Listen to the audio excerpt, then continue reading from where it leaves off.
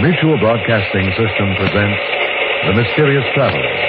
Written, produced, and directed by Robert A. Arthur and David Coben.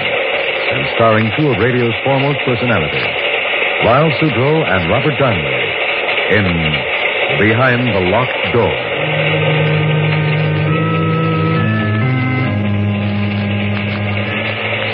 This is a mysterious traveler inviting you to join me on another journey into the realm of the strange and the terrifying. I hope you will enjoy the trip, and it will thrill you a little and chill you a little. So settle back, get a good grip on your nerves, and be comfortable, if you can, as I bring you the strange and chilling story so many of you have asked to hear again. I call it Behind the Locked Door.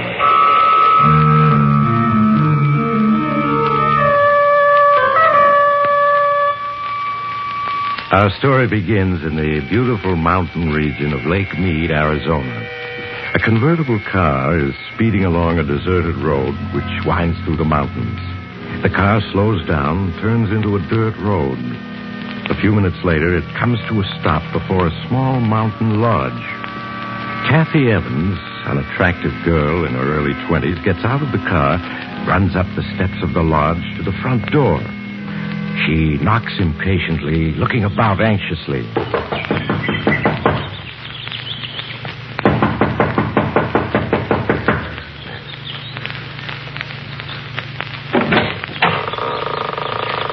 Yes? Martin. Kathy. I thought I'd find you here. Aren't you going to ask me? Go away, Kathy. Martin, what's wrong Go with away. you? Go away. Not until I find out what this is all about. Well, let me in. Are you alone? Hello? Yes. Darling, look at yourself. You haven't shaved in days. Martin, those deep gashes on your neck and face. How did you get them? It doesn't matter. Darling, you must have lost a great deal of blood. And you're feverish.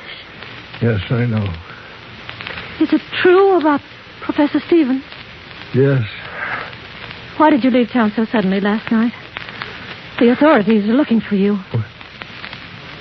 Do they know I'm here? No. How could they? It was intuition that brought me here. They mustn't find me. Martin, nothing makes sense. You returned from an expedition last night alone, unexpected. You stay in town 1 hour and then vanish.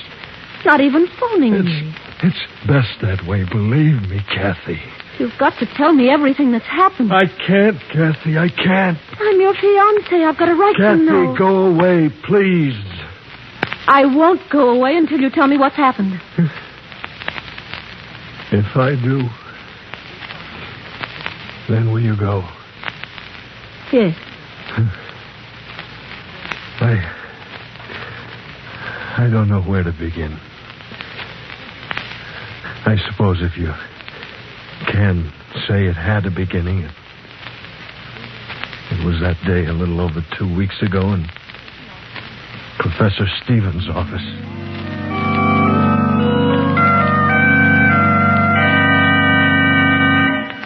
Come in, Martin. Come in. Have a seat. Thank you, Professor. Martin, how would you like to go exploring with me for, say, 10 days, 2 weeks at the outside? Exploring where? The Vermilion Cliffs along the Colorado River. I found some wonderful Aztec pieces there last summer. One large cave I stumbled on proved to be a veritable treasure trove. Yes, I've seen those Aztec pieces in the University Museum. Now, the Vermilion Cliffs still remain largely unexplored. I'm sure that we could turn up many more objects of interest. It certainly sounds intriguing. The only reason I hesitate, Professor, is because of Kathy. Oh, I'm sure she'd give you a 2-week leave of absence. Yes, I suppose so. How many of us would go? Well, it would just be you, myself, and an Indian guide, and 3 burros. I find that the fewer there are on an expedition, the better. Mm-hmm. When would we leave? Well, what about the day after tomorrow? All right, Professor, I'm with you.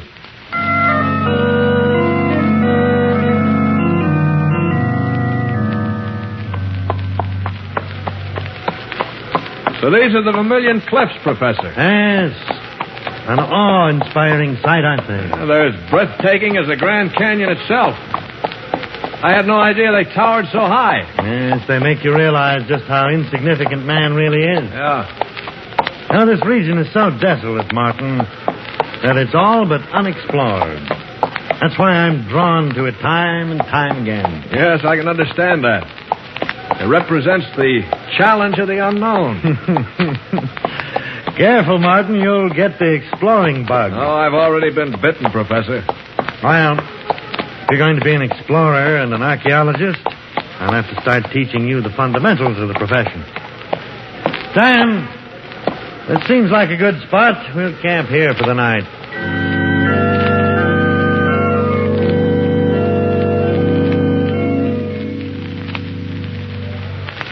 Phew. Well, it certainly is hot, Professor. Exploring isn't as easy as I thought. Yeah. All right, Professor, what is it? For 20 minutes now, you've been sitting on that rock staring at that cliff. Note the boulders strewn over the face of that cliff. What about it? And that's a very peculiar landslide. If you carefully study the formation of it, What's peculiar about it? many of the rocks look as though they'd been placed there by human hands. But why and by whom? Well, one of the ancient Aztec forms of punishment was to seal a person in a cave by means of a landslide or just piling heavy rocks in front of the mouth of the cave. That landslide, there must be hundreds of tons of rock there. Yes. Well, fortunately, we're prepared for it. Is that why you brought the dynamite along? Yes. Probably all we'll find will be a skeleton. In that case, it'll have been a waste of dynamite. However, we'll chance it. Oh, Sam. What do you want? Get the case of dynamite, Sam. I'm going to blast that landslide. Professor, better leave it same way it be. Why? Evil spirit sleep in cave. Better not wake him up. You really believe that? Martin, I wouldn't laugh. Sam may be uneducated, but he senses things that you and I can't even begin to comprehend. Well, now, wait a minute. You mean you believe what he said about evil being asleep in that cave? I wouldn't say that I believe it. But nevertheless, I respect Sam's opinion. Sam, I still want to blast that landslide. I get dynamite.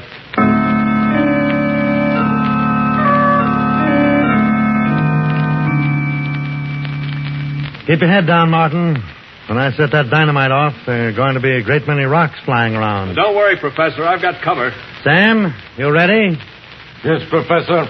All right. Here goes.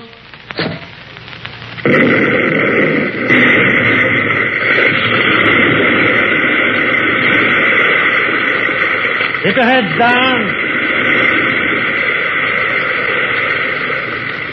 All right. It's safe now. Professor, I think you did it. I can see a small opening. It looks like a mouth of a cave. Yes, it is. Sam, let me have one of the flashlights. Martin, you take the other. I'll lead the way in. Just as you say, Professor.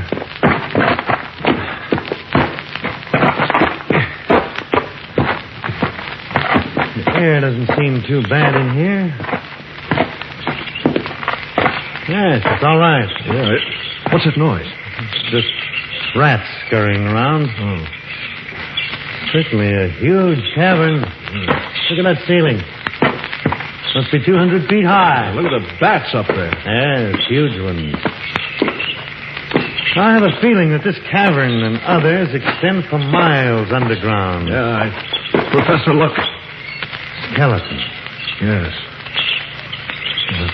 There's another one over there. Yes.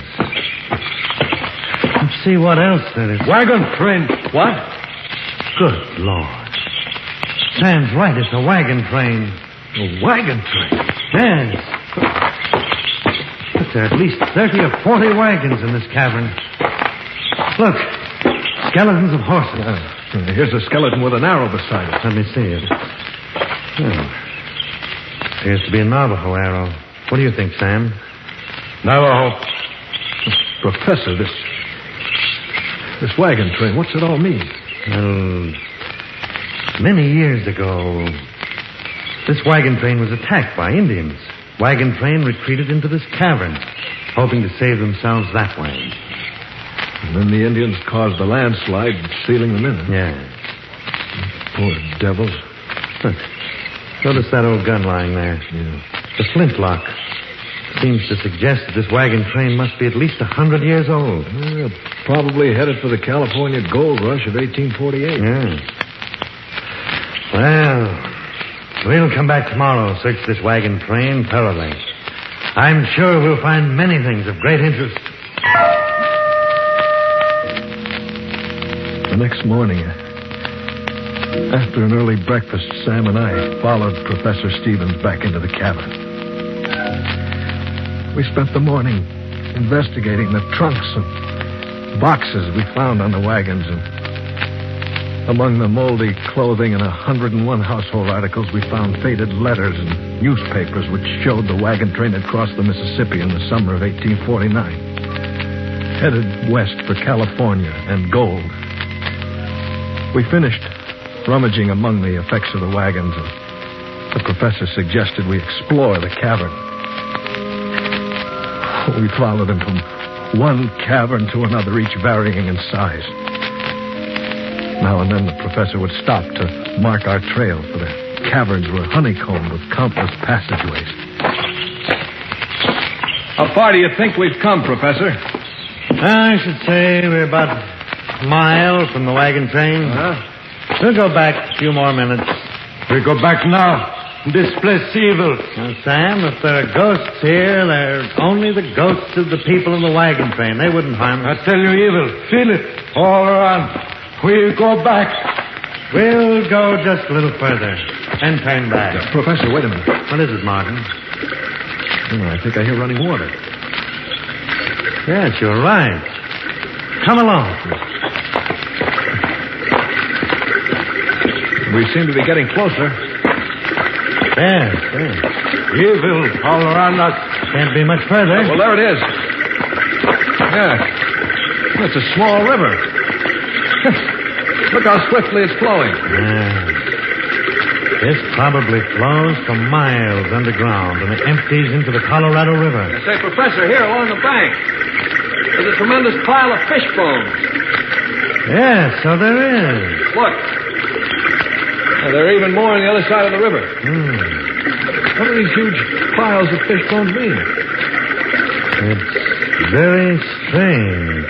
Well, how do you account for it? I'm afraid that at the moment I can't. Sam, you any ideas about it? Evil all around us. Feel him strong. Professor, he's trembling. Sam, there's nothing to be afraid of. Look, I'll shine my flashlight around, see? We've been watched. Watched? What are you talking about? Won't stay here. I go. Sam, come back. You haven't even got a flashlight. Sam! Come on, Martin. We've got to catch him.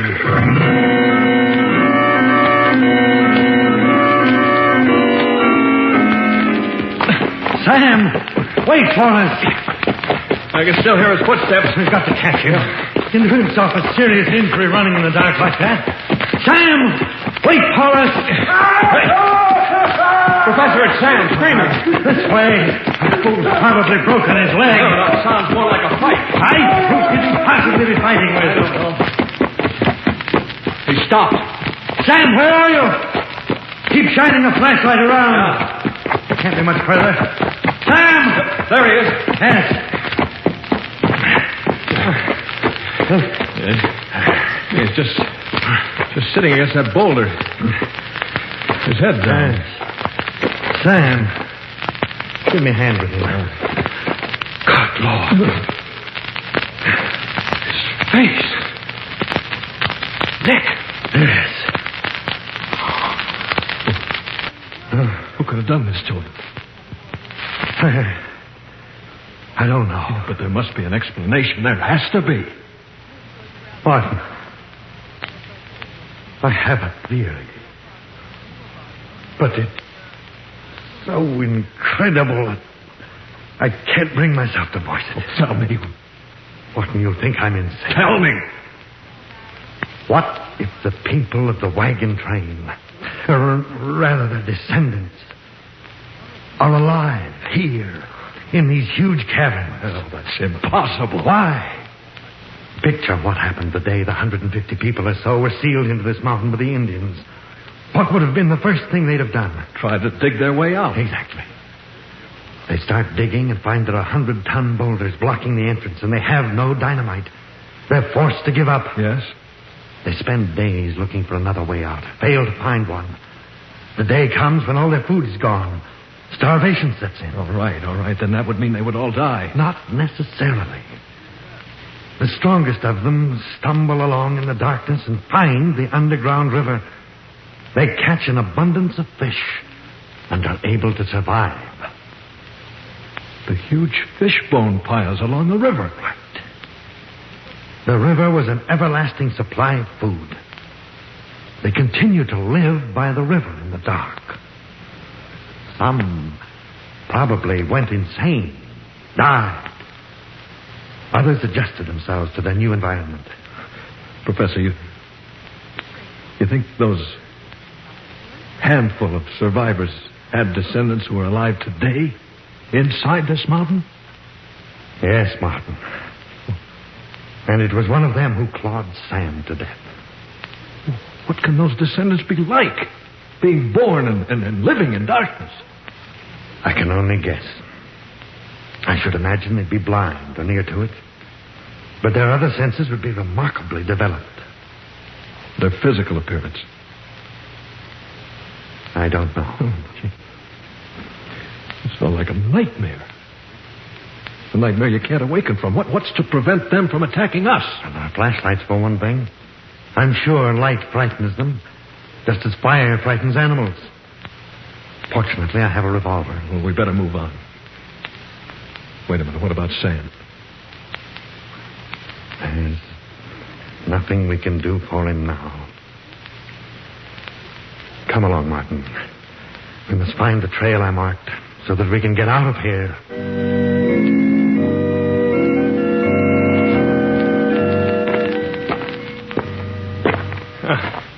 Seems we've been searching days for the markings you left.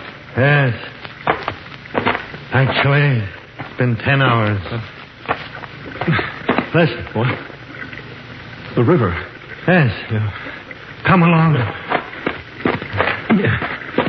Once we reach the river, we'll be able to pick up the trail I marked. Well, we're getting closer. Yes. There it is. Here we are. Look, Martin, there's my marking on that passageway. We found the trail. Yes. Martin, it's 2 a.m. We'd better rest for a few hours. We're both too exhausted to go on right now. Let's one of us stand guard while the other sleeps. All right. I'll set up the first hour. Thank you, Martin. Keep your flashlight on. Don't worry. I will. In a matter of minutes, the professor fell asleep. I sat on guard, flashing my light slowly around the huge cavern. I looked at my watch, and the seconds seemed like minutes, and the minutes like hours. My eyes grew heavy, and I finally dozed off.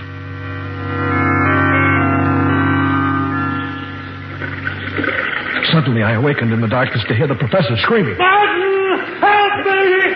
Turn on the flashlight! Frantically, I fumbled in the darkness, but I couldn't find it. And suddenly, there was shot. By the flashes of the gun, I could see the professor struggling with a huge, dark figure. And suddenly, all was quiet. Except for the professor's moans.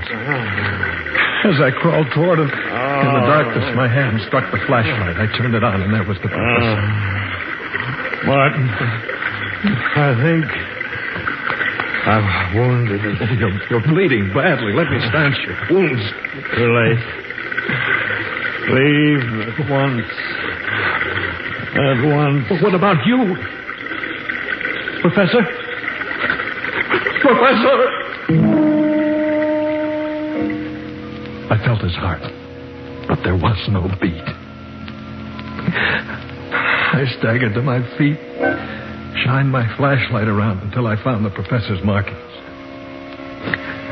I stumbled wearily along the marked passageway, trying not to remember my last glimpse of the professor's face. I hadn't gone more than 100 yards when suddenly my flashlight flickered and went out. As I stood alone in the darkness, rats scampering past, I fought to keep from screaming. The darkness seemed to become heavier and more oppressive with each passing moment, and I had the feeling something was silently approaching.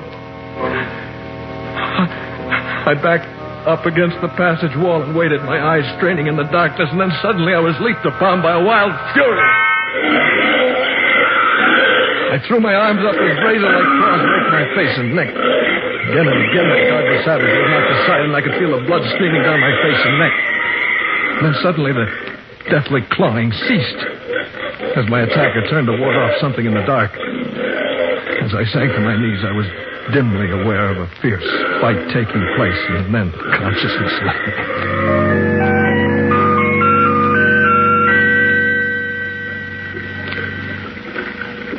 Later. How much later, I have no way of knowing. I became aware of a heavy, calloused hand washing my face and neck with water. I winced in pain as the water flowed into the deep cuts, and then suddenly I remembered all. And remembering all, became aware of the calloused hand washing my face and the presence of someone beside me in the darkness.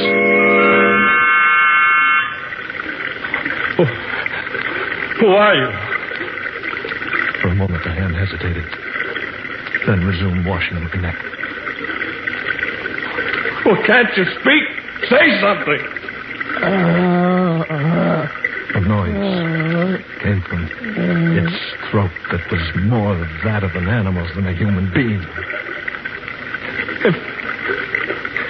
If I could only see you. Do you have a name? It spoke. It seemed to repeat the word name, though I couldn't be sure. And faint from the loss of blood, I closed my eyes and fell asleep.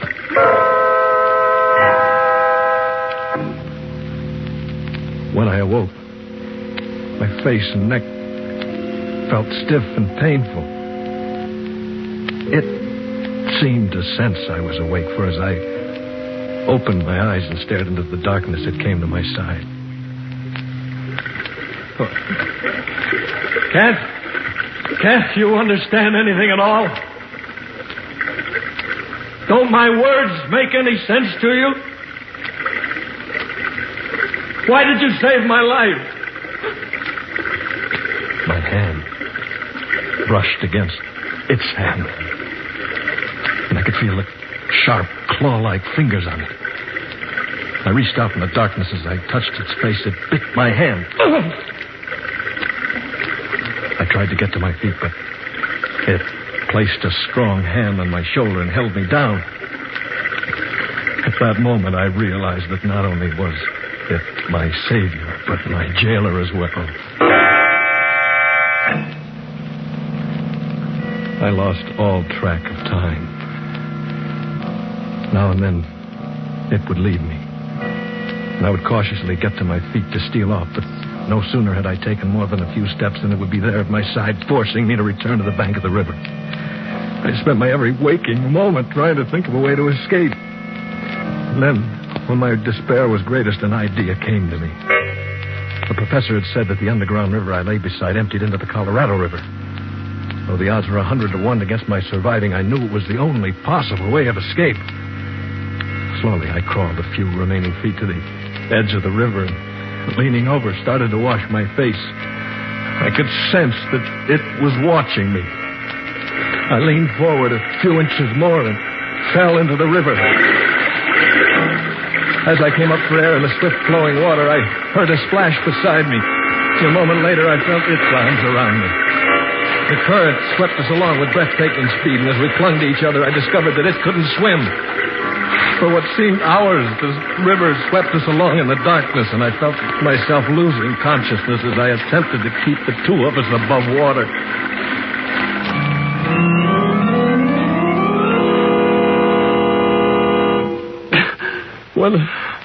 When I regained consciousness, Kathy, we were both lying on a sandbar in the Colorado River. And the sun was beating down on us. Darling, you're delirious from your wounds. You need a doctor. I wish it were simple as all that. You're feverish. You need care. Go away, Kathy. Go away. How can I? Leaving you alone like this? Don't you understand? I'm not alone. She's here. She's here? Yes. Didn't I tell you? Turned out to be a she. You're out of your mind. You don't know what you're saying. When I first saw her, that first time, lying unconscious on that sandbar, my first instinct was to leave her there, but how could I?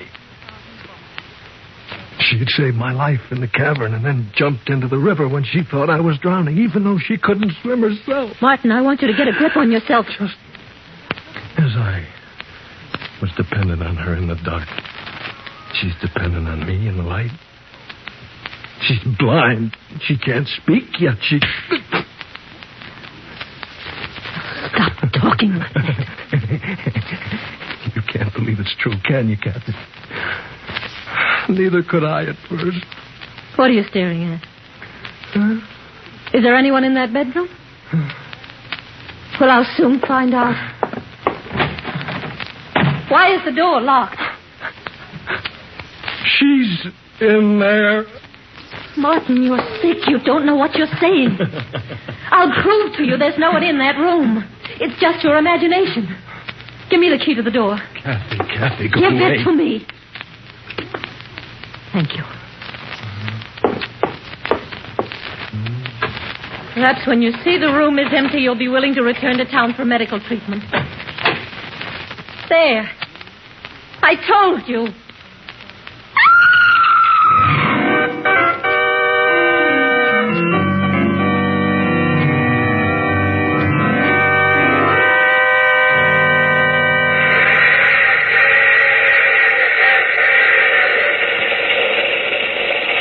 This is the Mysterious Traveler again. Did you enjoy our trip? What's that, madam? You want a description of what Kathy saw when she opened that bedroom door? Well, you might ask Kathy. But the only trouble is the poor girl gets hysterical when you question her about the occupant of that bedroom. I suggest you write a letter to the Museum of Horrors for a full description. They consider the Woman of the Mountain as their star exhibit. Because when she's... Oh, you have to get off here. I'm sorry. But I'm sure we'll meet again. I take this same train every week at this same time.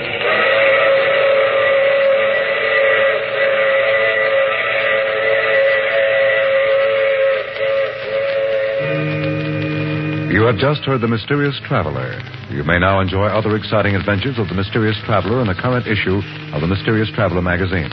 In our cast, Lyle Sudrow, Ann Shepard, and Robert Donnelly, with Maurice Traveler in the title role. Bill Tonkin speaking. This program came to you from New York.